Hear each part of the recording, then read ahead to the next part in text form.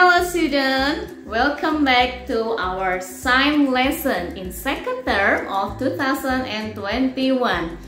Tak terasa ya kita sudah memasuki semester kedua di tahun 2021. Bu Novi, Bu Desi, Pak Ivan berharap anak-anak masih tetap semangat belajar ya. Hari ini apakah anak-anak sudah mengisi daftar absensi di Google Classroom? Sudah mengikuti ibadah? Oke, good. Nah, hari ini di pelajaran sains, anak-anak akan memasuki unit 6 ya, about energy. Are you ready? Okay, good. Now, please enjoy this video. Science grade 2 in second term. Unit 6, energy. Do you know what is the energy? Energy is the ability to do work. Jadi energi atau tenaga adalah kemampuan untuk melakukan suatu pekerjaan. Pekerjaan yang seperti apa? Kebanyakan orang mengartikan pekerjaan yaitu memasak, making the food, doing school work, mengerjakan pekerjaan sekolah, cleaning home, membersihkan rumah, and washing clothes, mencuci baju. Tetapi berbeda dengan di pelajaran sains. Kemampuan untuk melakukan suatu pekerjaan artinya, please look at the first video. Example, when someone is swimming, he is using force to push the water. His hands and feet push water back to make him move forward. Oke, di contoh pertama, seorang perenang menggunakan kekuatan tangan dan kaki untuk mendorong air sehingga dia dapat bergerak. Nah, si perenang ini atau swimmer ini sudah melakukan suatu pekerjaan. Oke, second. Done when the force applied on an object is able to move the object in the direction in which force is applied. Let's see some more examples. If you are helping to push a car and the car moves in the direction of the applied force, you are doing work.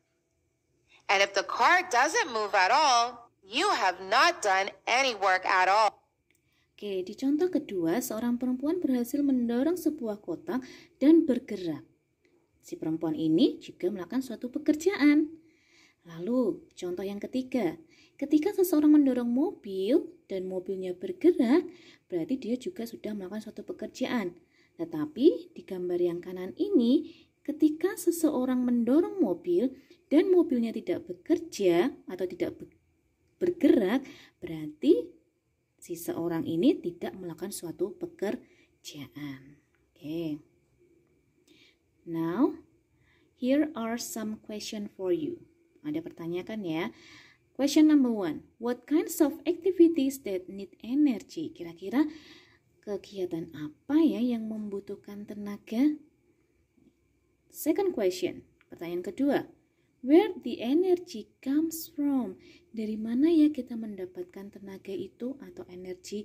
Kita bisa mendorong kotak, kita bisa berenang, lalu kita bisa mendorong mobil. Itu tenaganya dari mana? Oke. Let's see this video. Energy. We need energy to apply force to do any work. For example, if you want to go up the stairs, you need energy to apply force and climb up the stairs. If you want to ride a bicycle for that too, you need energy to apply force on the paddles and run a bicycle. So you need energy to apply any kind of force, and then only you can do any work.